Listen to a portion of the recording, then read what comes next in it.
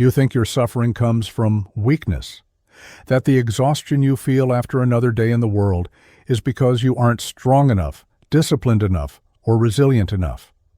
But here is the hidden truth Carl Jung uncovered. It isn't weakness draining you. It's an invisible tax imposed on the very fact that you see more deeply than others. Jung warned that certain individuals, what he called those with differentiated consciousness, carry a unique burden.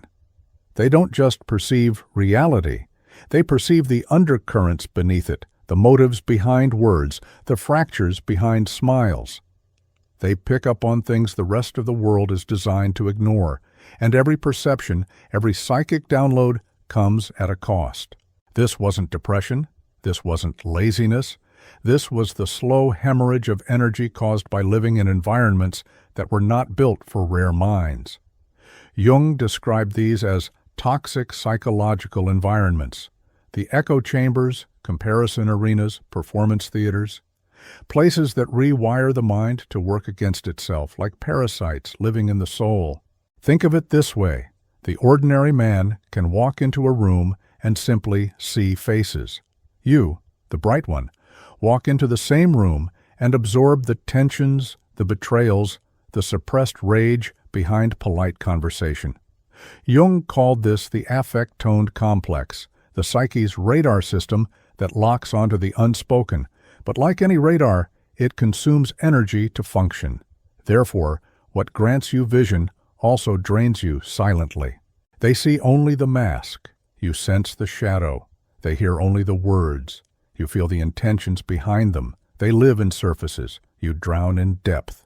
This invisible tax explains why the rarest personalities often appear fatigued, unmotivated, even disillusioned. It is not because they lack energy.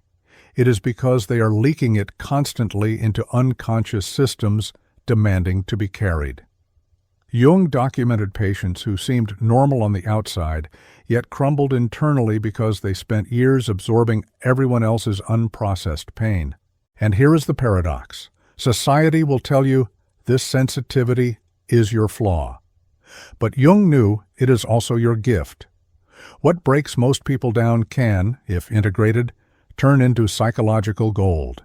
This opening matters because unless you name the tax, you will keep blaming yourself. You will call your exhaustion laziness. You will call your disillusionment depression. You will pathologize the very sensitivity that marks you as rare.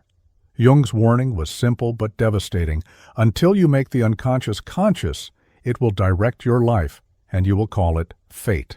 And so, before we explore the 7 psychological traps that destroy bright minds, you must first understand you are not broken. You are simply being taxed for the depth of your perception. The real question is, will you keep paying this tax unconsciously, or will you learn how to transform it into power? Jung once wrote that the most dangerous burden is not ignorance, but premature vision, seeing too much before the psyche has learned how to carry it. Let me tell you about one of his patients, a man who embodied this paradox with terrifying clarity. On the surface, this patient, let us call him Heinrich, seemed accomplished. He had a respectable career, a family, and the admiration of his peers, but in Jung's office he confessed a torment he could not name. I see things I wish I didn't. He described entering meetings and knowing, without evidence, which colleague was lying. He could sense who was secretly resentful of him, who had betrayed him behind closed doors, even who was preparing to abandon him. At first, Jung thought this was paranoia, but then something strange happened. Heinrich's intuitions kept proving correct. A colleague he mistrusted was later caught embezzling funds. A friend he felt coldness from suddenly ended their relationship with no explanation.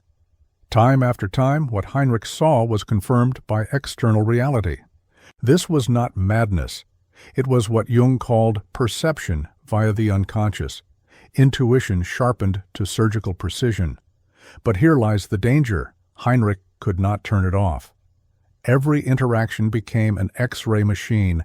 Every relationship became a field of hidden fractures. He wasn't just living among people, he was living inside their shadows. And slowly, this gift began to devour him. Jung noticed Heinrich withdrawing from his family, not because he didn't love them, but because he could feel their unspoken judgments. He stopped attending social gatherings, not out of shyness, but because the false smiles felt like physical assaults. His mind was becoming what Jung called a haunted house, filled with too many ghosts of other people's unprocessed emotions. Jung traced Heinrich's collapse to a single mechanism, what he called shadow projection. Heinrich had become too attuned to the unconscious material others were trying to deny. He felt it as his own. He carried it as if it belonged to him, and like an overburdened vessel, he began to crack. Here was Jung's revelation.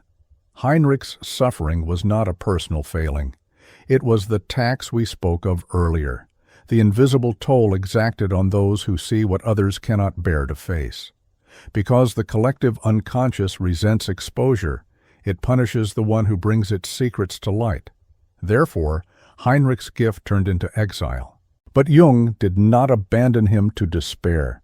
He showed Heinrich something vital, that the very sensitivity which destroys you in one form can save you in another. He taught him to record his perceptions in a journal rather than confront people directly. He trained him to distinguish intuition from projection by testing every hunch against symbolic imagination. And slowly, Heinrich learned that he was not cursed. He was simply untrained in carrying the weight of vision. This is the archetype Jung left us, the seer, rare, burdened, often misunderstood, but also indispensable. For the seer exposes what a mirror society cannot bear to look into. And now, we turn from Heinrich's personal torment to the larger architecture of how such suffering forms. To grasp this, you must understand Jung's concept of the mechanism, the hidden chain of cause and effect that turns vision into torment. Heinrich's torment leads us to the deeper question: why does seeing more provoke resentment rather than gratitude? Why is the bearer of vision so often punished instead of honored? Jung answered this with a clarity that still unsettles psychology today. Resentment is shadowed admiration. Here is the chain. Because someone perceives a gift in you they cannot yet awaken in themselves, therefore they feel exposed. Because they feel exposed, therefore they defend. And because direct admission of envy is intolerable to the ego, therefore the defense appears not as praise but as punishment. Jung documented this countless times. The gifted child mocked for being too sensitive. The insightful worker excluded from teams. The partner resented for seeing through lies that were meant to remain hidden. The pattern is ancient. Every prophet, every visionary, every rare soul has faced it. To make this mechanism precise, Jung identified 3 psychological gears turning together. Projection of the shadow. What one cannot accept in themselves is attributed to another. The lazy person accuses you of idleness. The unfaithful spouse insists you are betraying them. Conviction of rightness. Jung warned that projection isn't tentative. It arrives with certainty. They don't say, I suspect. They say, you are, he observed. This conviction makes the projector persuasive, even contagious. Collective possession.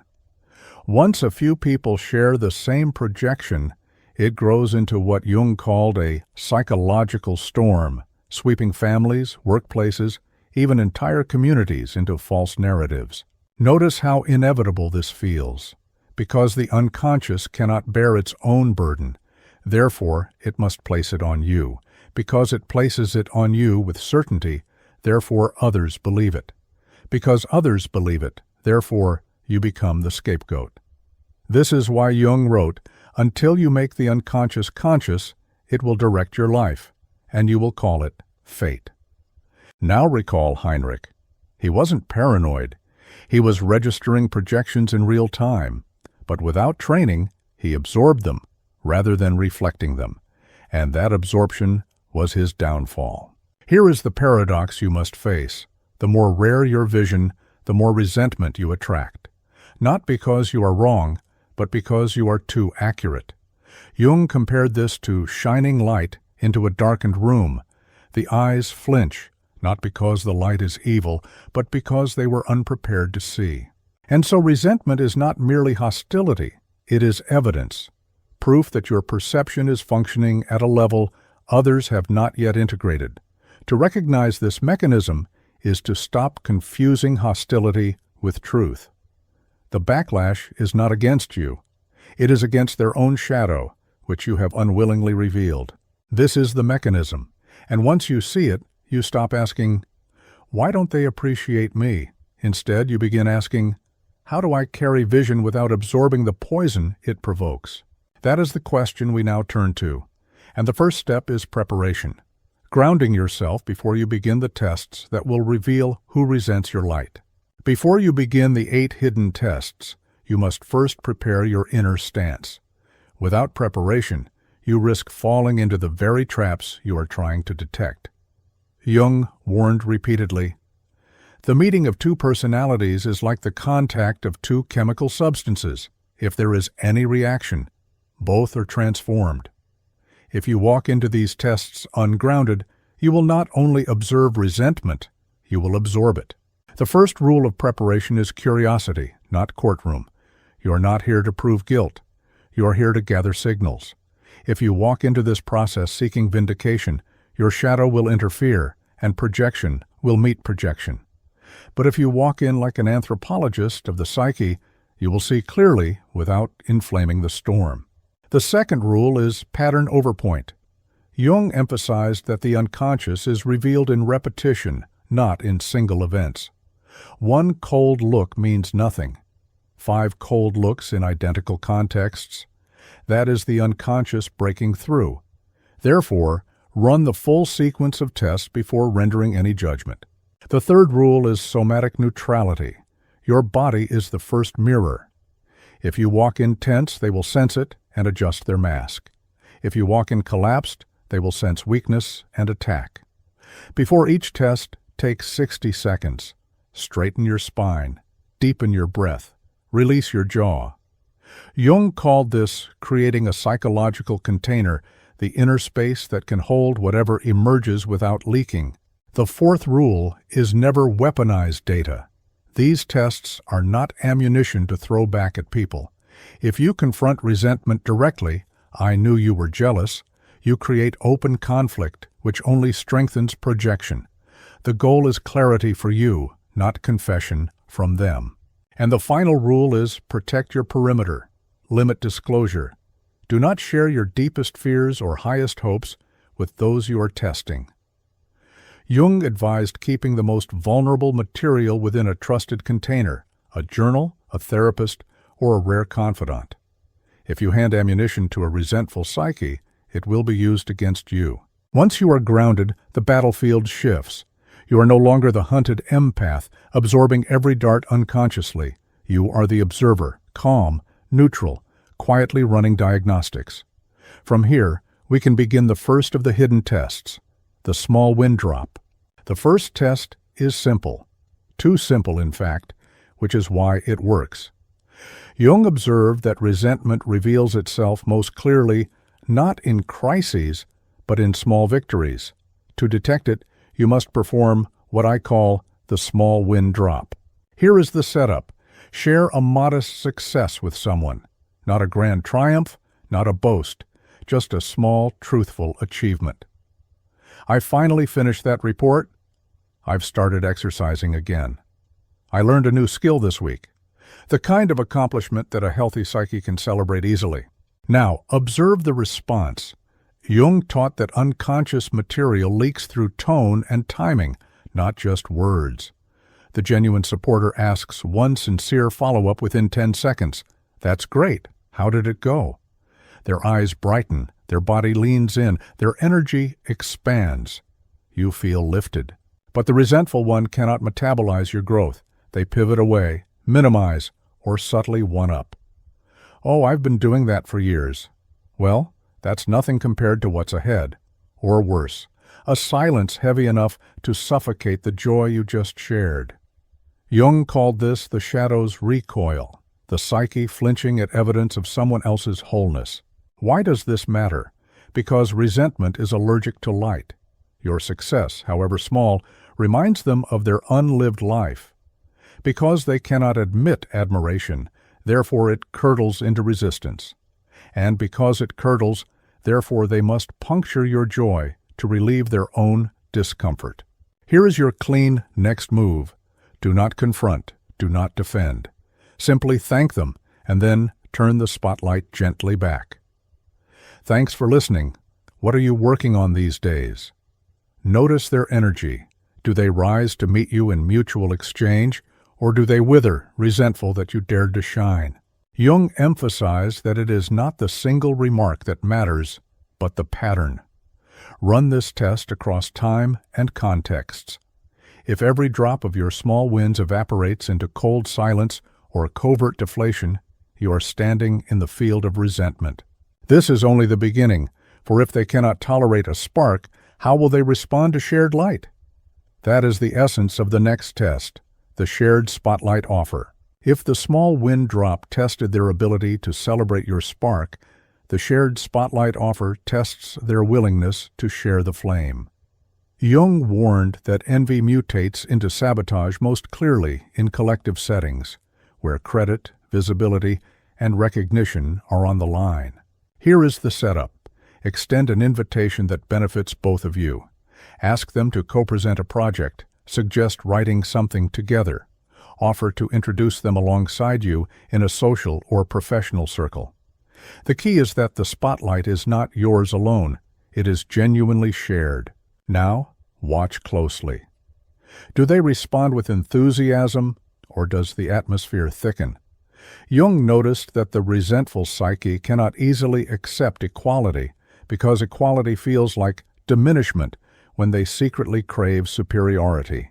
The signs are subtle. Delay. Let me think about it. And they never follow up. Complication? Well, maybe, but only if we do it my way. Withdrawal. They agree at first but disappear when the work begins, leaving you stranded. This reveals the unconscious equation. Your light plus their light equals sign a threat. Because in their shadowed logic, recognition is not infinite but scarce. If you shine, they dim.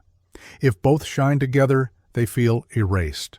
Jung called this the inflation of the ego at the expense of the other.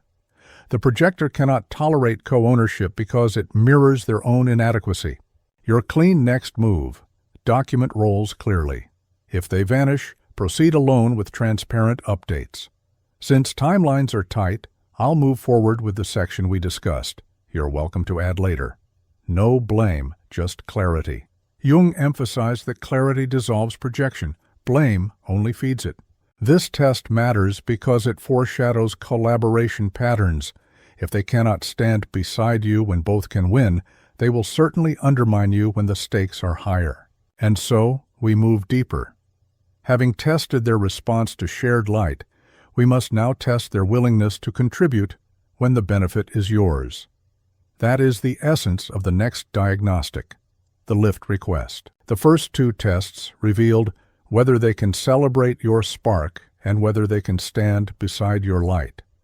Now we probe something sharper. Will they lift you when the cost to them is small?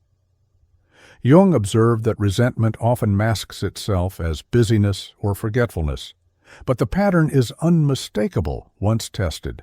Here is the setup. Make a modest, time-bound request. Ask for something that requires no sacrifice, a 5-minute review, a ride to the station, a simple introduction. Nothing heavy, nothing exploitative, merely a gesture of support that a healthy ally offers with ease. Now, attend to the response. A genuine supporter fulfills the request cleanly, without drama, without delay. But the resentful one? They will either deliver late, cloaked in moral lecture, "You should have asked sooner, I'm not your assistant." Forget repeatedly, an unconscious way of punishing you for asking at all. Comply resentfully, handing it back with a sigh, as though your small need was a theft of their soul. Jung called this the psychology of the unpaid debt. Because they secretly believe your light has cost them something, therefore they seek repayment through friction. Your simple request activates an old grievance. Why should I lift them when their very existence weighs me down? And here lies the revelation. Resentment converts every favor into an invoice. Even when you ask for crumbs, they charge you interest. Your clean next move is decisive. If one gentle reminder does not resolve it, reclaim the task yourself. Withdraw future requests in silence. Jung insisted that repetition is the key to diagnosis. One failure may be chance, but 3 signal a pattern. Do not argue, do not plead. Simply note, this person is not safe to lean on, and a relationship where you cannot lean, even lightly, is not a relationship. It is a drain disguised as companionship. Which brings us to the next diagnostic. What happens when you declare a limit, when you stop bending altogether? That is the boundary mirror. The first 3 tests showed us how resentment reacts to your spark, your shared light, and your requests for support. Now we reach the fulcrum, how they respond when you draw a line. Jung taught that nothing reveals the unconscious shadow more clearly than the presence of a boundary. Here is the setup. State a simple, reasonable limit. I don't answer messages after 7 p.m., but I'll reply in the morning. I can't loan money this month, but I'm happy to help in other ways. I need this weekend free for rest. These are not aggressive walls. They are healthy fences. Watch what happens next. A secure person nods, adjusts, respects the perimeter, but the resentful one, they cannot help but reveal themselves. Testing, they message anyway, pretending they forgot. Shaming, they call your boundary selfish, cold, or not like you. Guilt weaving, they frame your limit as evidence of betrayal. After all I've done for you. Jung described this as the shadow's inversion, your self-care reframed as an attack. Because your boundary deprives them of unconscious feeding, therefore, they must recast it as cruelty. Notice the causal chain.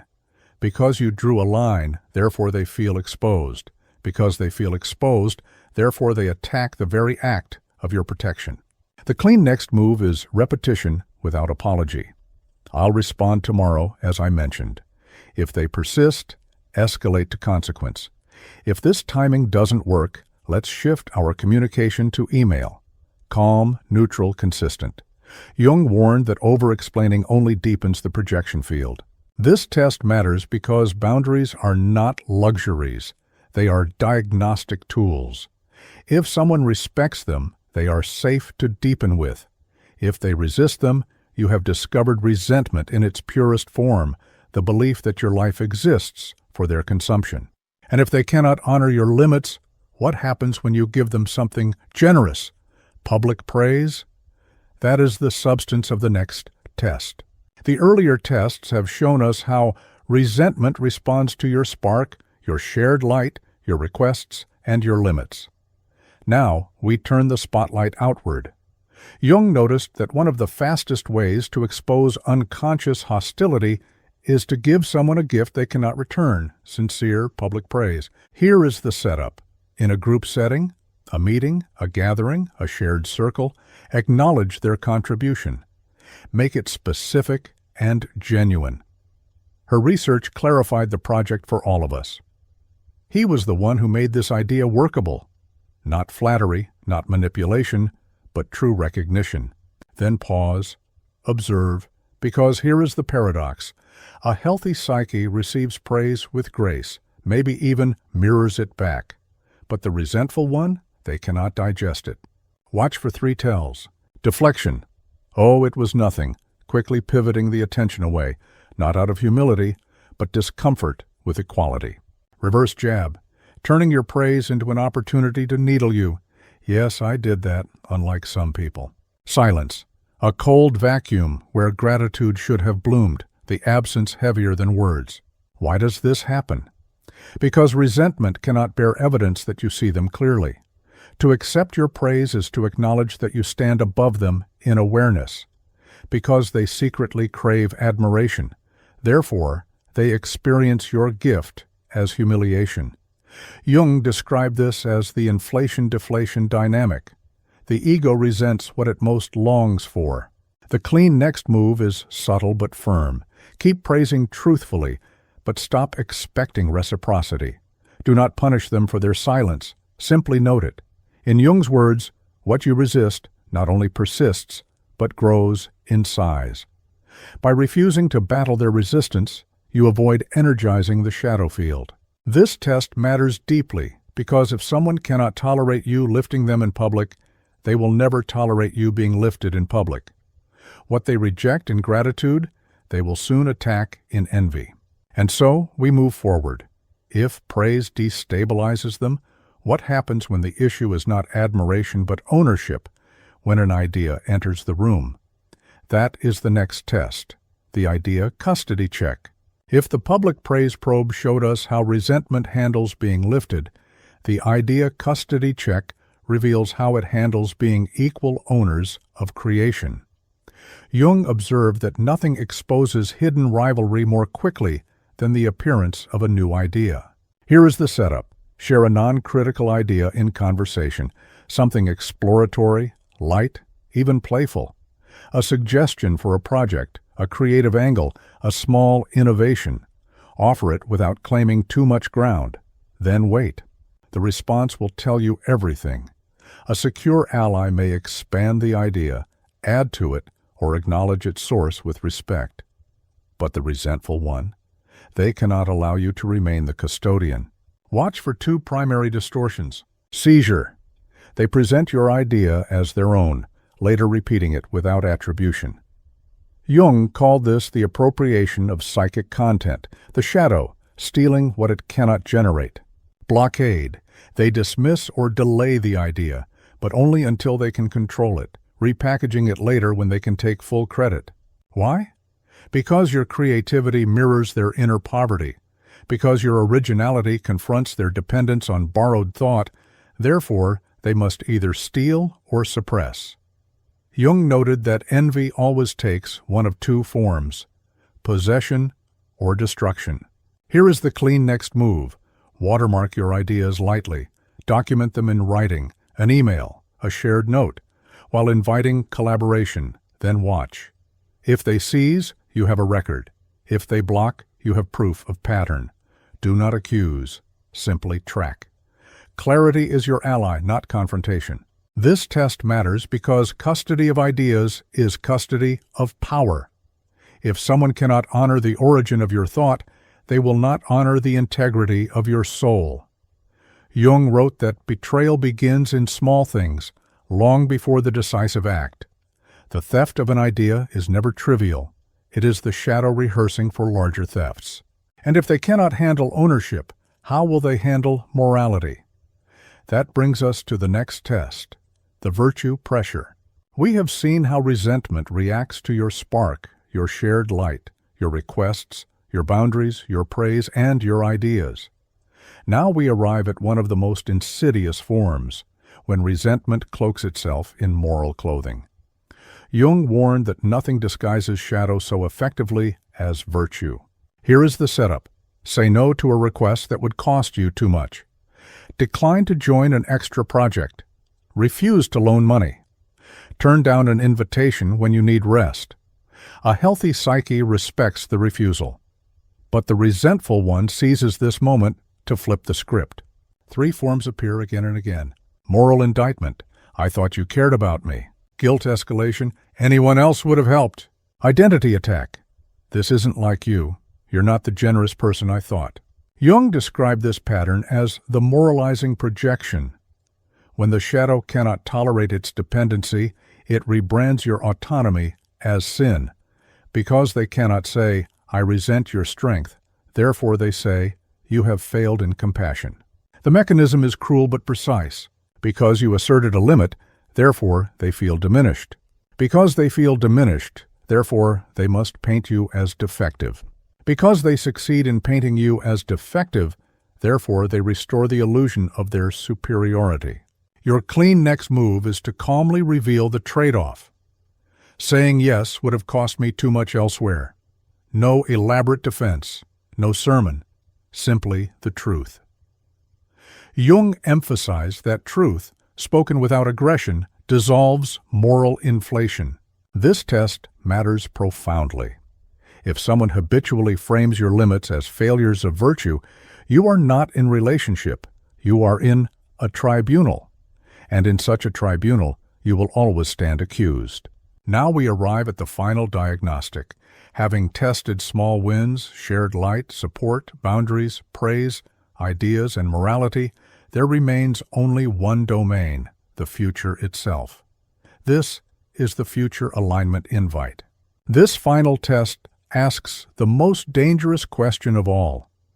Can they walk with you into tomorrow? Jung noted that nothing exposes resentment more quickly than a vision of the future, because the future reveals divergence in destiny. Here is the setup. Share a 6-month goal. Nothing extravagant, nothing boastful, just a trajectory. I'm thinking of starting a new study program. I want to save for travel. I'm planning to shift careers. Then invite alignment. Is there a way we can support each other in this? Now, pay attention. A healthy ally gets curious, asks questions, seeks overlap. But the resentful one reveals themselves in 3 tells. Silence, a heavy pause as though your future has no place in their imagination. Doubt-seeding, subtle discouragements, that's harder than you think. Most people fail at that. Derailment, redirecting the conversation back to their plans, minimizing yours into irrelevance. Why? Because your long-range vision forces them to confront their own stagnation. Because your horizon threatens their excuses, therefore they must fog it with doubt. Jung described this as temporal sabotage, an unconscious attempt to prevent the other from surpassing them in time. The clean next move is simple. Document your trajectory. Speak it clearly, then proceed without their buy-in. If they align, good. If they refuse, note the divergence and decouple your futures with grace. This test matters more than all the others, because resentment cannot stay hidden when the subject is destiny. A person's willingness to support your future is the final proof of whether they resent your light or respect it. And now you have run the full sequence: small wins, shared light, support, boundaries, praise, ideas, morality, and future. The pattern is complete. What remains is to gather these signals into a coherent picture, the resentment scorecard. You have now walked through 8 gates. Each one revealed a different facet of human response to your spark, to shared light, to your requests, to your boundaries, to your praise, to your ideas, to your morality, and finally, to your future. Alone, each signal could be dismissed. Together, they form a pattern. Jung insisted, the unconscious reveals itself not in accidents, but in repetitions. Here is how to gather the signals. Create a simple scorecard. For each test, mark +1 if their response was healthy, supportive, or expansive, 0 if it was neutral or ambiguous, 1 if it carried the telltale signs of resentment. When complete, add the total. Jung would call this a psychological constellation, the sum of fragments forming an image of truth. The thresholds are simple: 3 to 8. This is an ally disguised by your doubt. Nurture them, trust them, let them walk with you. 2 to +2, this is the gray field, neither enemy nor anchor. They require monitoring, clarification, and time. +3 to +8. This is resentment incarnate. Their shadow is not about you, but it will use you until you refuse. Now, look deeper. The scorecard doesn't just measure, it types. Jung taught that resentment wears distinct masks. You will recognize 3 archetypes. The undercreditor, they withhold praise, delay help, and deflate small wins. Their silent message, you will never be enough. The moral indicter, they weaponize virtue against you, recasting your boundaries as betrayals. Their shadow whispers, your goodness belongs to me. The crown thief, they seize your ideas, block your visions, and rewrite history. Their hunger says, if I cannot shine, I will steal your crown. Each archetype is dangerous in its own way. Each corrodes trust in a different register. But all 3 are symptoms of the same mechanism: shadowed admiration, curdling into punishment. And this is why the scorecard matters.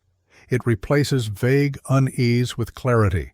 It prevents you from blaming yourself, gaslighting yourself, or excusing patterns that corrode your soul. Once the pattern is visible, the unconscious has been forced into the light. Jung wrote, "What you do not make conscious appears in your life as fate. Now you have named fate, and therefore you can change it." The next step is action. What do you do once you've identified resentment's pattern? Jung urged not confrontation, but clarity, strategy, and ethical counter-moves. And that is where we now turn. You now see the pattern. The scorecard has revealed whether you stand before an ally, a neutral, or a carrier of resentment. The next step is crucial. How do you respond without becoming entangled? Jung warned that shadow thrives on conflict. The moment you fight resentment head-on, you confirm its projections. The secret is not counterattack, but ethical counter-moves. The principle is simple: clarity without accusation, boundaries without drama, withdrawal without hostility. Here are 3 microscripts, born from Jung's clinical wisdom and sharpened for daily use. Delay neutralizer. When someone repeatedly postpones or complicates help you requested, if the timing's tight, I'll move forward solo and keep you updated. You free yourself without blame. Jung emphasized that neutrality dissolves projection faster than confrontation. Boundary reframe. When they cast your limit as selfish, this helps me sustain quality. Thanks for meeting me there. You transform defense into principle. Instead of wrestling with guilt, you declare your boundary as a container for excellence. Credit anchor. When someone seizes your idea or blurs authorship. To recap, this began from X, and I'm grateful for your additions on Y. Lightly, cleanly, you anchor origin while affirming collaboration. Jung insisted that acknowledgement, not accusation, protects psychic integrity. Notice the pattern. Each countermove affirms reality without escalating the shadow field. Because resentment feeds on your reactivity, therefore, your refusal to fight starves it. Because you stay anchored in truth, therefore, the unconscious has no soil in which to grow. These countermoves are not about changing the other. They are about protecting your energy. Jung called this psychological economy, managing your inner resources with the same care you would your finances. And yet, even with good tools, mistakes can happen. Many derail here, mistaking data for ammunition, mistaking restraint for weakness, mistaking clarity for coldness. To avoid this, we must examine the pitfalls. Even with your scorecard and countermoves, the psyche is sly. Jung warned that the shadow always finds the crack in the vessel, meaning that your own unconscious tendencies can sabotage the clarity you've gained. Let's name the 3 most common pitfalls so you can step around them instead of into them. Pitfall 1. Confirmation hunger. Once you suspect resentment, you start looking for it everywhere. Every pause, every silence, every delayed text becomes proof. This is your own shadow inflating the data. Jung insisted that you never diagnose from a single gesture. You only conclude from consistent patterns. Guard against turning vigilance into paranoia. Pitfall 2. Public confrontation. The temptation is strong to expose the pattern in front of others. See, this is what you always do. But public accusation only hardens projection. The resentful person feels attacked, and the group sees you as the aggressor. Jung noted that shadow thrives in tribal contagion. One public spark, and the mob awakens. Resist the urge. Adjust systems privately, calmly, without fanfare. Pitfall 3. Over-personalizing. This is the most dangerous. Believing their resentment is about your worth rather than their shadow. You begin to shrink, dimming yourself to avoid their reaction. Jung called this identification with the projection. The moment you mistake someone else's unconscious burden for your identity. The cure is remembering. Their reaction says more about their unlived life than your lived one. Avoid these 3 pitfalls, and the clarity you've gained remains intact. Fall into them, and you will end up back where you began, drained, doubting yourself, paying the invisible tax. Now that we've secured the perimeter, it is time to move forward, not just with insight, but with practice. This is where the 7-day calibration protocol comes in. Knowledge without practice remains theory. Jung reminded his students that we do not become enlightened by imagining figures of light, but by making the darkness conscious. The way you make it conscious is through daily, deliberate engagement. That is the purpose of the 7-day calibration protocol, a short immersion to anchor what you've learned into lived experience. Day 1, 2.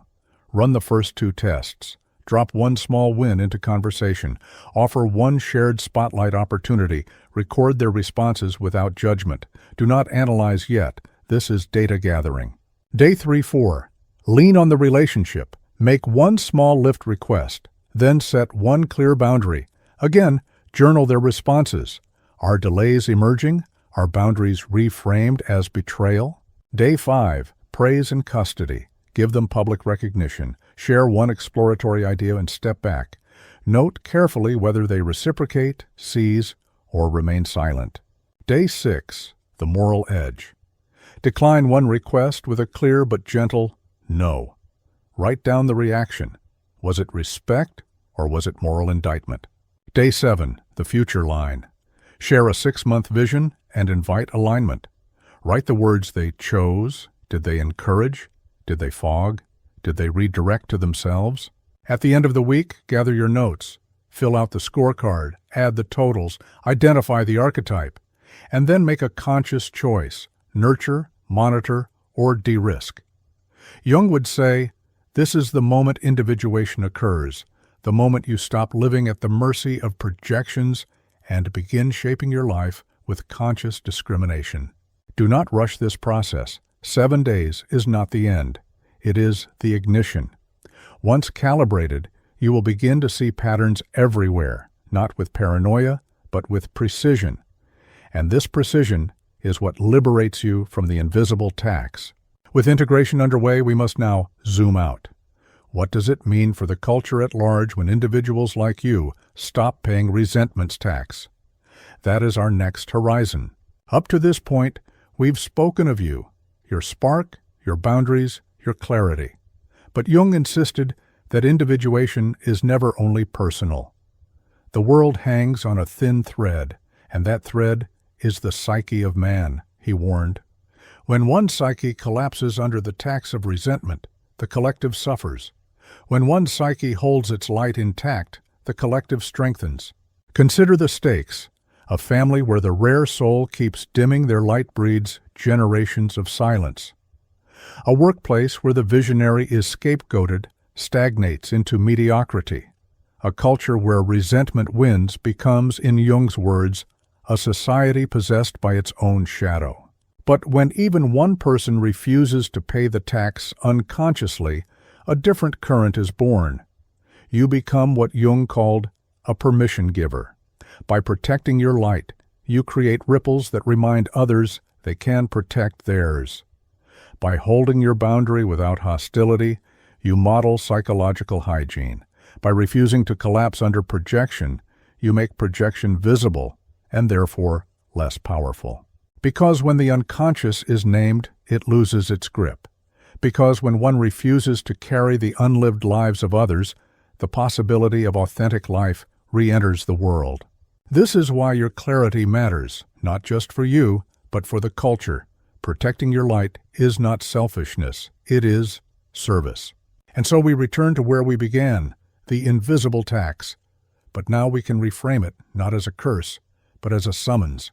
At the beginning, I told you this. It wasn't your weakness that drained you.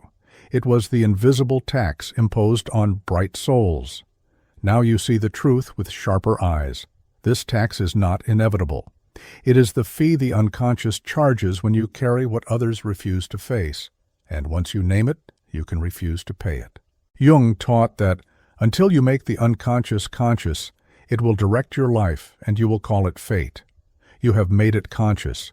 You have traced resentment through 8 hidden tests, gathered the signals into a scorecard, and learned the countermoves that preserve your energy without feeding the shadow.